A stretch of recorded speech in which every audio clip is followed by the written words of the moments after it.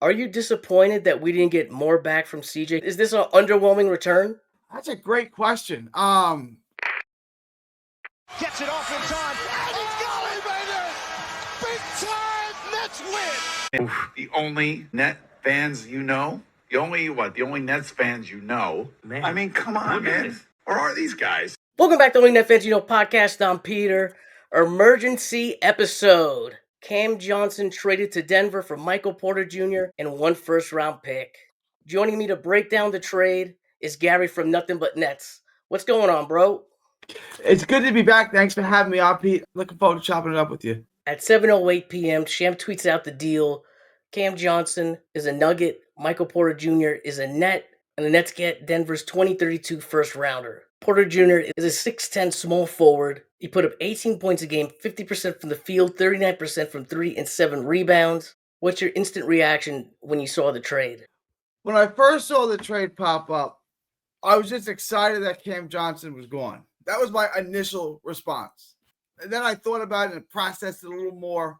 And I was like, that's a lot of money, Michael Porter Jr. I've been going back and forth on the trade. I was editing the episode, and I feel like I've missed a couple points. Like, why do both teams make this trade? Why do the Nets trade a 40% three-point shooter who's beloved in their organization? They cash in on an asset that's probably at its highest value. You're not going to get much more back than this, I would think. If CJ would have gotten hurt, it loses value. If you let him play out the year, he has 1 year left, it becomes an expiring. You're not going to get much back for that. The Nets find a perfect scenario to get a long-term asset, and they wind up getting the better player. Of course, they get the better player in the deal because of Michael Porter Jr.'s contract. Porter Jr. is 2 years younger than CJ, fits the Nets timeline a lot better, and is probably more dynamic than CJ in the Nets offense. For the Nuggets, they get some well-needed cap space while still getting a shooter who could help them contribute and help them kind of negate the loss of Michael Porter Jr. So Michael Porter Jr. is 2 years younger than CJ, but he's going to make $38 million this year. That works out to about 24%, 25% of the cap. CJ was going to be in the line of $20 million. So the Nets have pretty much added about $17 million onto their cap. And the reward for that is getting that 2032 first rounder from Denver. Are you disappointed that we didn't get more back from CJ, considering that we were looking at the Bain deal and we saw all those picks going out to Memphis, and we were comparing the numbers, and we both saw numbers are pretty much the same. Michael Porter Jr. and CJ, numbers are pretty much the same. Is this an underwhelming return? No, Michael Porter Jr. I get the stats are the same, and people are going to argue that Michael Porter Jr.'s numbers aren't as good because he gets to play with the best distributor in the game. He gets to play in one of the most free flowing offenses in basketball. But he's a better rebounder. He's a better slasher. He scores better without the basketball. He's someone you can build an offense around. You can't build an offense around Cam Johnson. He's just going to stand in the wing and shoot threes at a 40% clip, which is good. But that's all he does. Michael Porter Jr. can stand there and shoot threes as well as Cam Johnson can. So Cam Johnson's going to give you a lot more, and he's a guy that you can build an offense around. I think there's upside in Michael Porter Jr. I think when he's given the focal point of the offense, which I think he'll have for a lot of the season, he can do a lot more. He's a lot more capable than Cam Johnson. I don't think Cam Johnson's value gets any higher than it is right now. Who knows if he gets hurt next year and the value completely shits the bed. So I guess this was the right time. When we're making starting lineups and looking at the roster, we have to put Michael Porter Jr. starting at small forward, right? I would say so, but then what do you do with Zaire? I mean, I guess I was going to kind of ask that question. Zaire's going to take the starting job over Michael Porter Jr.? No, I'm saying, can you start both? My question was, can you start both of them at the 3-4? Who's the 3? Who's the 4? I was in that particular situation. That's a good point. Maybe you can put him at the 4. Having him and Cam Thomas in the same offense, it's going to be a challenge for Jordy. I'll just leave it at that. It's going to be a challenge. Neither one of those guys really like to pass the ball. Is Michael Porter Jr. the first option or second option? That's a great question. I mean, that's a great question. I think he's going to be. They're excited to have him. Would I make him the first option? I don't know. Is he going to be the first option? I think he is, because I think my instinct here is that he's going to be here longer than Cam Thomas is. Whoa. They're excited to have him. Like, or they're going to trade him. No, I think they want to keep him for 2 years and beyond. I don't see Cam Thomas being here 2 years and beyond. I think they're going to try to get Cam on a team-friendly deal, and then look to trade him. And I'm wearing a Cam Thomas jersey. I'm not a Cam. I'm just, that's what I foresee. How does getting Michael Porter Jr. affect the rookies? Does it affect them at all in your mind? I would imagine Drake Powell is gonna get less minutes now, right? Like I saw Drake Powell as the first guy off the bench in a lineup that had Clowney at the 4 and Zaire at the 3, and then Drake Powell's the first guy off the bench. That's gonna take a back seat now, and you still got to get Whitehead minutes. So now, where are you playing all these guys? I don't like it for the development of Drake Powell, which is the guy that the draft. There's a lot of upside in him. I'm excited to see Michael Porter Jr. get some catch and shoot looks, and I think he's going to fit in pretty well. I could argue that either way. Like, it's either going to work great or it's going to be a disaster, right? Because he's a ball dominant guy, and now he's the guy. And how does that work with Cam? Are they fighting each other for the ball? There's a lot of questions. It could work, and I'm hoping Jordy's the guy that can make this work.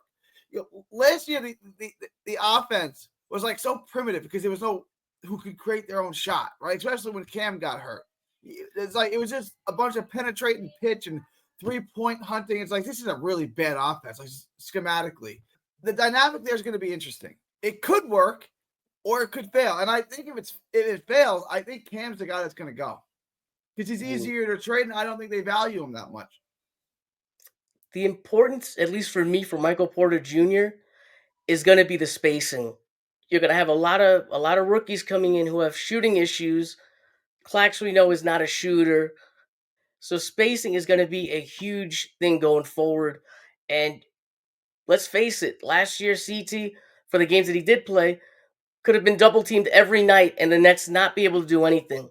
Now we at least have a legitimate option, at least a good second option, that will be able to take a little pressure off CT or whoever may be in the lineup at the time. I think that's probably one of the more important things when we're talking about Michael Porter Jr. I don't see him being part of the Nets' next winning team. I think this is a 2-year thing, and the contract comes in. When it's done, it's done, and the Nets wind up using that cap space for something else. What if he is 24-8 the next 2 years? You still don't think they're going to try to keep him? Like, what if he does pan out to be that player? I'm not saying he's just hypothetically, if he does. You don't think they're going to keep him? Of course, if he's an asset, he's an asset. I think that's what they're banking on, right? Like, I think he's the first step, along with the rookies, in that rebuild. I think, like, if you ask Mark, he's our veteran who's still in his prime, 27. We have him, Yegor, Drake Powell, Troy. We have all these guys and him, and this is the next generation. I view.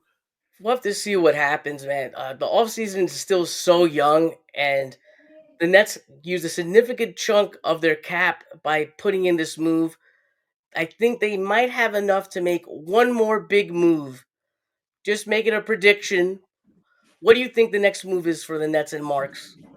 I'm looking at the pool of free agents, and I don't know. Are they going to trade Claxton and bring in some more salary for Claxton? I think that's maybe what they bring in, an expiring deal for Claxton, like Gabe Vincent, bring in expiring money.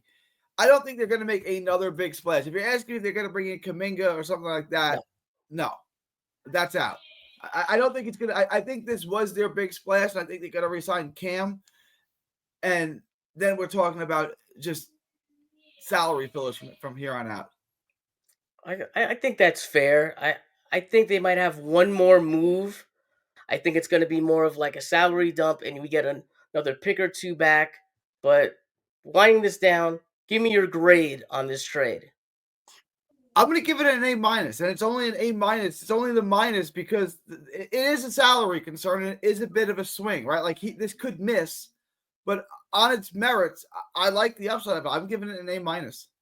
I'm going to give it a B+. I'm going to give it a B+. I wish the first runner was a little sooner, but then it's Denver, Jokic, and then you wind up getting like pick number 26 or 28. So I guess I see the vision with this deal. I will say that I see the vision with this deal.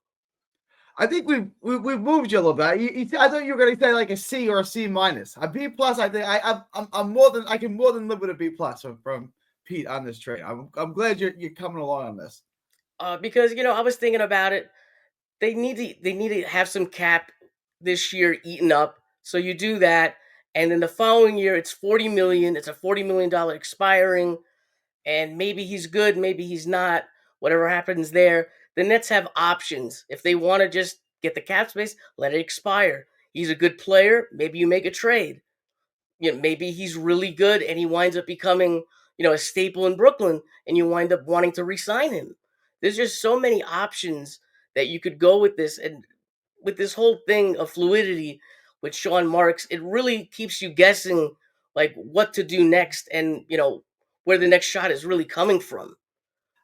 I don't necessarily feel that way anymore. I feel like with this, like there's something, like we're finally building something. We're not just spinning our wheels. We have a direction now. Let's get some promo out here for you, Gary. It's BK, Nothing But Nets podcast. We had Pete on. I love to have Pete on whenever. So guys, give me that's BK Nothing But Nets podcast on YouTube. Give me a subscribe.